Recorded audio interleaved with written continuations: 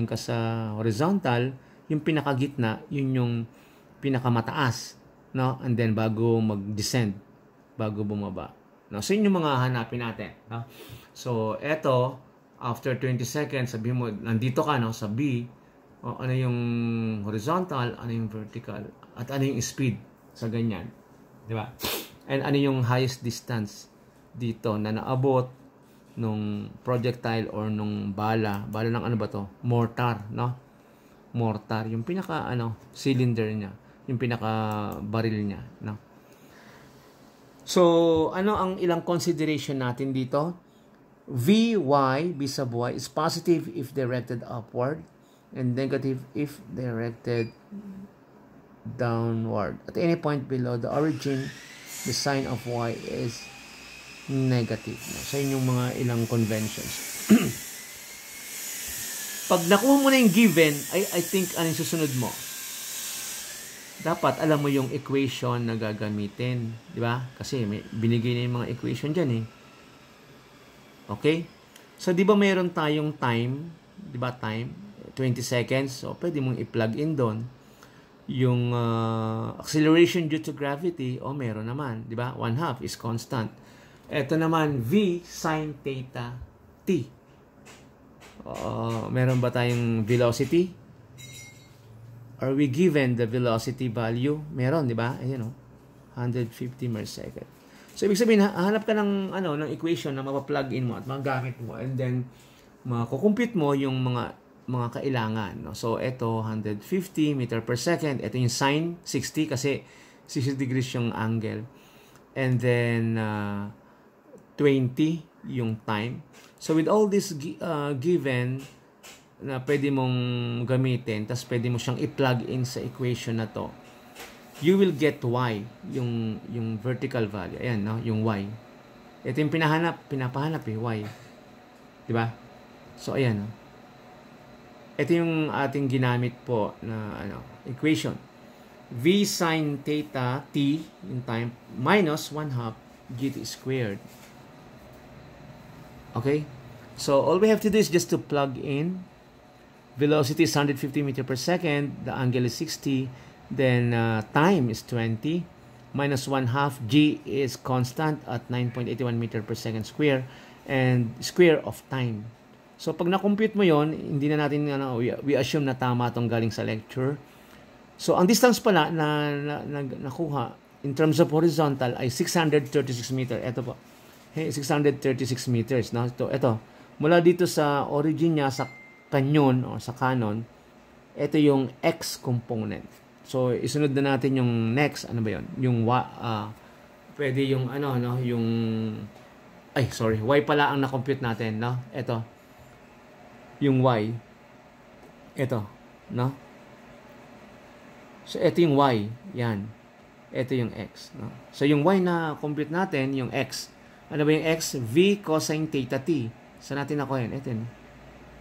X is V cosine theta t. So, tatandaan lang, no? Ipunin lahat ng mga formula na magkakasama. So, our velocity is 150 meter per second cosine. No? Kasi horizontal ang ginagamit. So, cosine ang ginamit doon sa pag-compute. And then, theta, 60 degrees po yon, and then t seconds. No? So, pag kinompute mo to, lalabas na 1,500 meters yung x. Saan yun? Ito. So, meron tayong 1,500 dito at meron tayong ano ba yun? Y is 636. So, makikita nyo, mas mahaba ang tinravel ng horizontal, no, kaysa sa vertical. Kasi nga, projectile eh. Otherwise, kung mas mataas yung y, edi mag-iiba ng direksyon yan, di ba? So, pababa na kasi, kaya mas maliit yung vertical distance niya at that instant or 20 seconds. So, pagka na-compute na natin yung y tsaka x, ano pa ba ang hinahanap? H, the maximum height of the shell. Maximum height of the shell. Paano ba yun? Yan. So, meron tayong formula na v squared. Tama ba? Nakikita ba? V squared sine theta. Yun. V squared sine theta over 2G, no? So may velocity tayo, square mo lang yan, then sine squared theta. So lagay mo yung theta, then i-sine squared natin, no? Then divided by 2 times 9.81. So lumalabas na ito ay 860.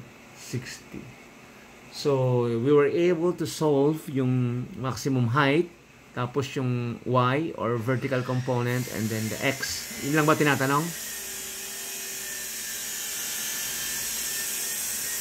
Ano ba tinatanong? Resulting velocity at 20 seconds. Hindi pa tayo tapos, no? So ang na-compute natin ay x component tsaka y and yung maximum height. But the other question that we have to answer is B. What is B? The resulting velocity at 20. Gaano ba kabilis nung 20 seconds after firing? Gaano na siya kabilis? E di, yun ang ating sasolvin. So, yung velocity after 20 seconds is just the same as Vx, no? Hindi pa natin na-compute yung velocity, di ba? Ano ba yung velocity dito? Velocity. Yan, pwede tayong ng velocity rito. Makapag-compute, no? Ano ba ito? By, Bx. Yun, no? So, ang velocity ay may equation na v cosine theta. Di ba? So, ang velocity natin ay yun naman ang formula. So, susundan na lang natin. V cosine theta. So, yun ang velocity, no? Then, yung velocity component. So, 150 cosine of 60. So, lalabas yung B, no? So, eto yun, 75 meter per second. What about By? Kasi may Bx, di ba? So, Bx, By. And nagkataon yung formula dito ay By squared equals B squared Y minus 2Gy. Nasaan ba yan? B squared, By squared minus 2Gy. Saan ba natin nakakuha yan?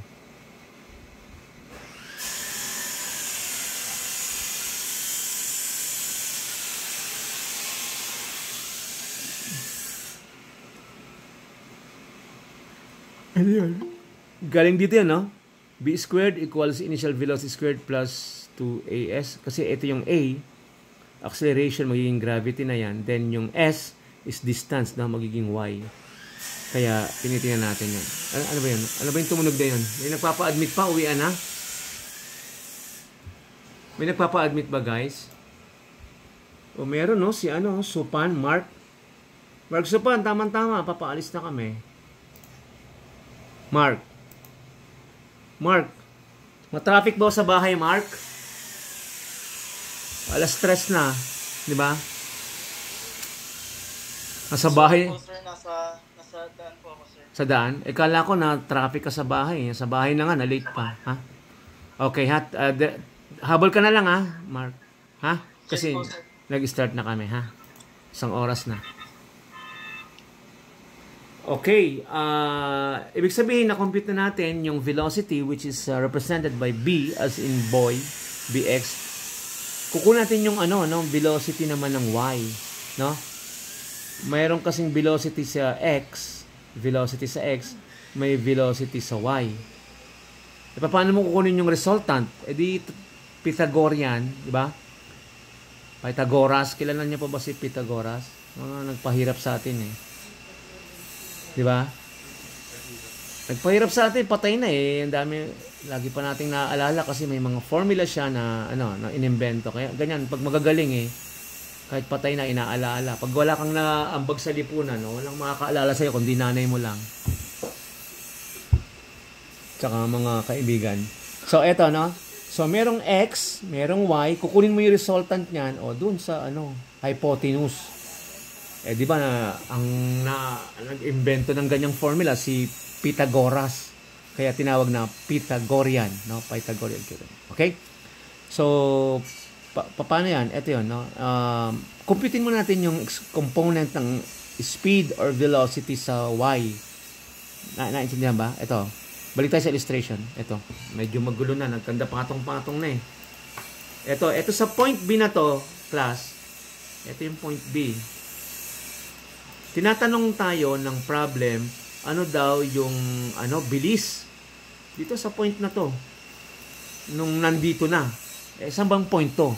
Ito yung point na 20 seconds ang nakalipas. Nung final to, after 20 seconds, ito yung point. So, dapat alam mo yung component ng distance in terms of x, in terms of y, and then, alam mo rin yung component ng velocity in terms of x tsaka y. No? Component. Okay? So, tingnan natin. Ito. Ang formula ay, ito, by squared equals v as in velocity squared minus 2gy. So, binigay yung velocity, square mo yan, no? Ito yung velocity, sin 60 as a whole, ito yun. Define yung velocity, ito yung kabuuan. Then, minus 2gy, ano yung g? Yung a, acceleration, no, sa rectilinear, g yun sa freely falling or sa projectile. Kasi involved na nga yung yung trajectory path. So, ito yun. G, no, is 9.81. Y, ano yung Y? 636. Ayan, no, yung Y, di ba? Yung vertical distance natin, nakuha natin ay 636. So, yun ang gagamitin natin. Kasi Y nga ang pinag-uusapan, di ba? Ayan, no, Y component, Y din yun. Okay? So, by doing the math, ito, 66.31 meter per second. So, at this point in time, meron tayong component ng vertical na speed at ito, horizontal speed, no? So, to get the resultant, anong gagawin mo? Yung nga, mag-a-apply ka ng Pythagorean. Di ba? Kasi triangle na yan eh. Di ba? Triangle. O, yung ating, nabuo na parang triangle. Paano mo kukunin yung hypotenuse? Hypotenuse is just what? C, no? Kasi, XY to, di ba? Sorry. Ito ay X, ito ay Y. Kung sasabihin mo na, ito na lang, B, no? Kasi B ang gusto niyang ipaano. So, B or yung hypotenuse is just the square root of the sum of squares. So, ang gagawin mo, square mo yung X, square mo yung Y, i-add mo, di ba? Na-add mo na yan. O, tapos, kung B square yun, edi extract mo yung root. Di ba? So, to get the root of this, yung radical ay 1/2 or square root. Di ba? So, maka-cancel yan. Ito naman, square root. Ito yun, di ba? So, you have to get the value of B, then square. Then, ito, yung Y, square mo rin. Tapos, extract mo yung root. No? The radical 1/2, ang equivalent niyan ay square root. Di ba? Pag tatlo na yan, 1/3, o cube root yun. Or 4th root. Pero, square root lang to. Di ba? So, magkakaroon tayo ng value ng B or yung velocity na resultant doon sa point na kung saan 20 seconds from the firing. No? So, after 20 seconds after the firing, that was the point na pinili para mag-calculate tayo na mag-calculate dito. So, yan yan. Okay ba? Maliwanag ba yung guys? Class? May tanong? Robert, may tanong ba? Wala naman kasi direct formula lang naman, no? All you have to remember is magamit yung formula na tama, no? Na may tanong ba? May nagtataas ba? Kasi hindi ako makapunta dun sa wala ako dun sa frame ng no? Nandito ako sa presentation eh. So kung wala na, mag-consider pa tayo ng isa, ha? And then di naman natin kailangan tapusin yung 2 oras, no? I'll just give you some exercises to work on after na mapaliwanag, no? Kasi you have to do your part, no? Pagka-explain ng teacher, kayo naman, no? Hindi pwedeng teacher-centered to. Dapat may participation yung student, no? So sample problem number 2, basahin nyo muna. Pakibasa in silence lang, no? And then try to ang advice ko sa inyo, pagkabasa ng problem, laging hahanapin yung mga known data, yung alam nyo, yung binibigay ng problem, given. So, isulat nyo as given. Tapos, hanapin nyo kung ano ba yung pinapahanap. Ano ba yung pinapasolve?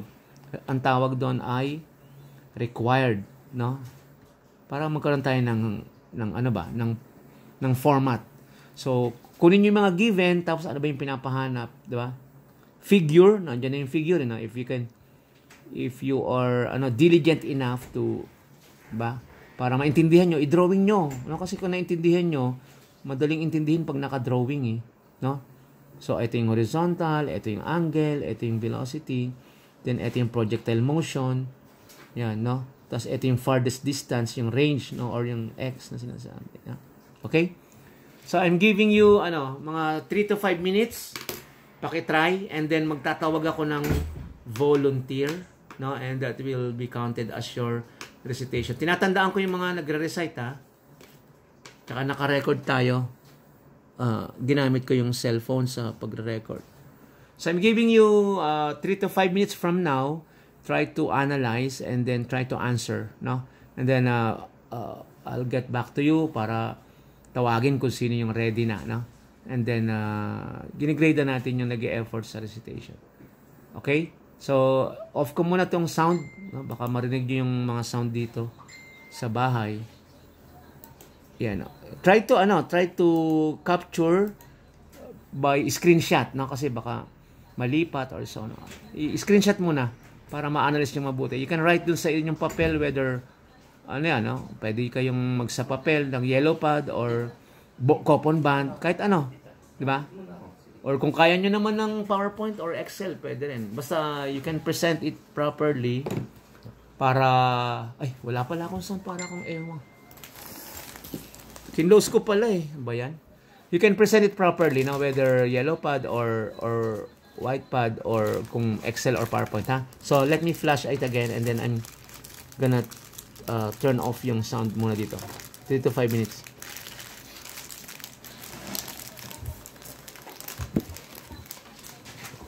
Okay, class. Thank you so much. We'll proceed for the next. Gusto ko yung mga bagsakan ni Mark na gano'n.